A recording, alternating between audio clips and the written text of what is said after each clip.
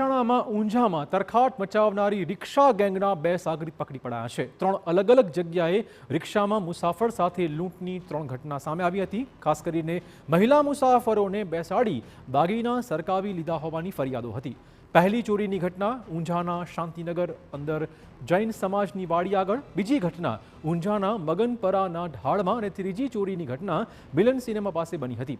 આ ત્રણેય ઘટનામાં આરોપીઓ નજર ચૂકવીને મહિલાઓ પાસેથી દાગીના ચોરતા હતા। આરોપીઓ રિક્ષામાં મુસાફર તરીકે મહિલાઓને બેસાડતા હતા। વાતચીત દરમિયાન નજર ચૂકવીને કાતરથી તેમના સોનાના દાગીના લઈ લેતા હતા।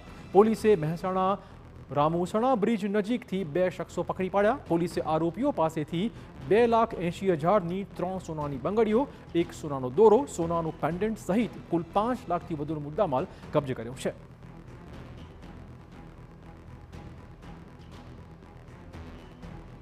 ઊંઝા પોલીસ સ્ટેશન વિસ્તારમાં રિક્ષામાં અલગ અલગ જગ્યાએથી પેસેન્જર તરીકે બહેનોને બેસાડી તેઓની સાથે વાતચીત કરી તેમની નજર ચૂકવી અને કટર મારફતે તેમને હાથમાં પહેરેલી સોનાની બંગડી કે અન્ય દાગીનાઓ જે છે એ ચોરી કરતા ઈસમો વિરુદ્ધ ઊંઝામાં આશરે 3 જેટલા ગુનાઓ બીએનએસની સેક્શન 303(2) અને 54 મુજબ નોંધાયેલા છે।